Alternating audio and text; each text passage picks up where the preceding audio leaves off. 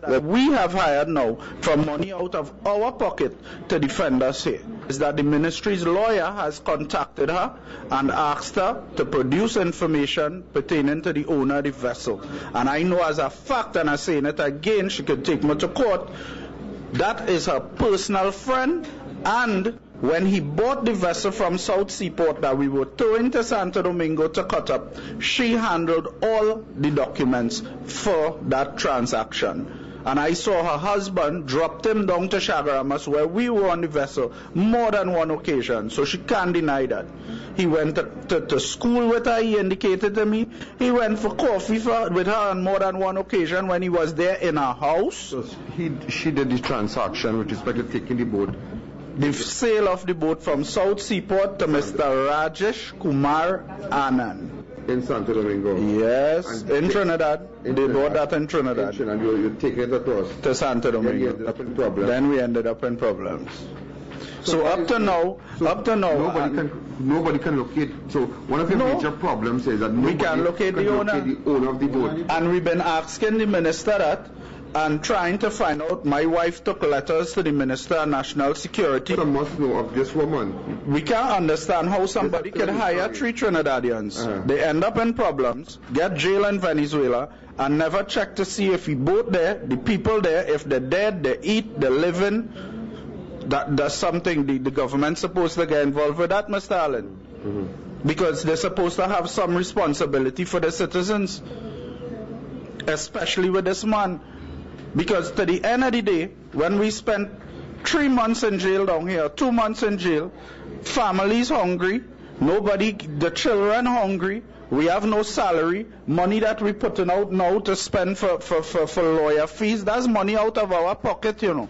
So tomorrow you all will be tried? Yes. If sentenced, what kind of jail you look at? 6 to 10 years.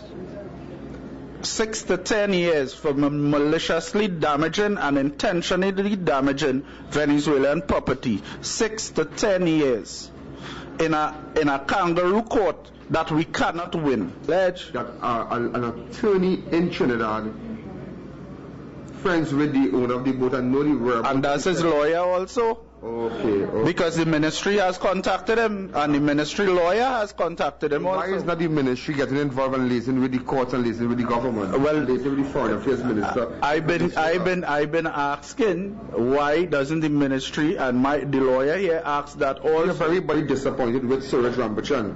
Well, for the time I hear, you think he deserves to be a minister of foreign affairs?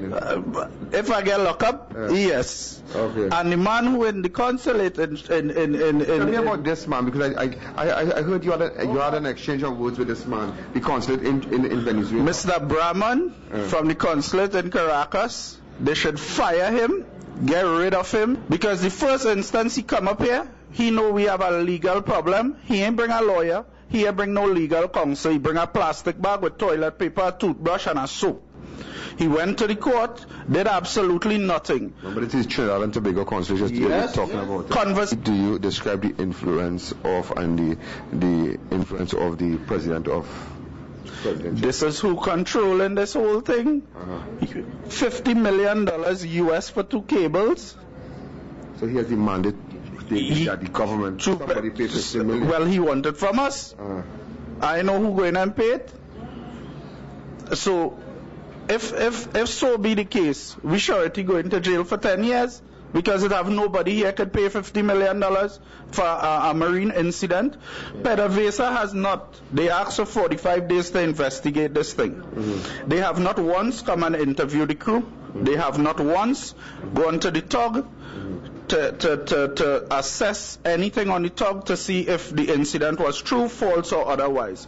So as far as we know, they have not done any investigation. Now the consulate could bring a bag of toothpaste and them thing because he really have nothing to do. The court had to deal with that. But this is a different situation. This is an accident happening at sea. Now we should jump up and say, right, I have work to do because I had to deal with these fellas. I had to get these fellas out there. Once they have sent stuff for you. Yes. I told him. Only once, huh? Only once you have gotten toilet paper. In the last week, do not call my phone, do not call the police station, do not call anybody to try and assist me. Ian Alleyne at Carapano prison. We just, you just heard from the crew. And they're negotiating to send a ferry service to the same Carapano, one of the new ferries that our tax money pay for. Okay. Wow. Gentlemen. Then people get up and do something because everything going on here is illegal. People in here illegal. Come like you leave to go to work and the bus driver comes down somebody and the police looking to jail all over the bus. You understand what I'm telling you? In real shippiness. Well, you heard it all, huh? You heard it all. Well, that's it. Time is up. We need to run with this. Well, we're not heading back to the hotel.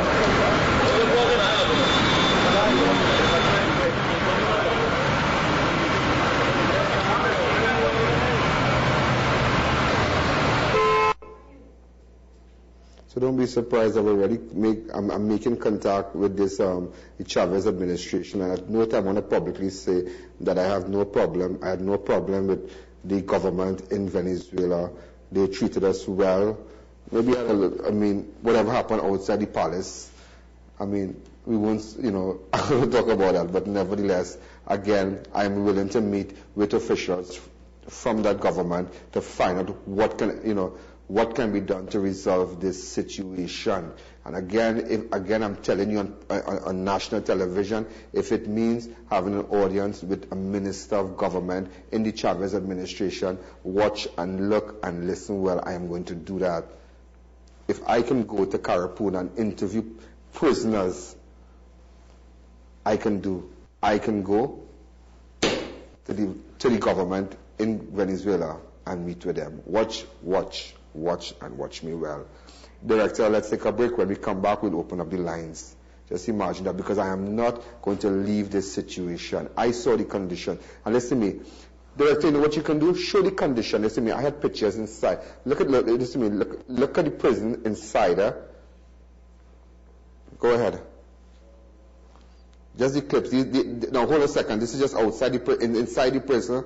Right, this is the, go ahead, inside the reception area. This is outside where the men, this is inside the prison also. Inside the prison in Carapuna. Look at it. Go ahead. This is inside the prison. This is inside where their prisoners just sitting there, This is where the Trinidadians have their stuff. This is where they eat right there. Again, that is the area. That is the ground that everybody hang out on mornings. Right across there are approximately 300 people in that prison. Okay, this is Ian Alleyne, this is Crime Watch, this is what we call. I'm going to be on the heels, on the heels of this government, on the Minister of Foreign Affairs. We need to resolve, we need to fight, get to the bottom of it. I'm fully aware that the ship had no insurance. It is alleged, but we need to find the owner. This government just can't leave it to the court and say what happened ever happened. Because had that been a minister's family or a minister's son or some big time person, I am sure government minister will have taken a trip. If you can go to Brazil, you can go to Caracas and see what's going on. Director, let's take a break.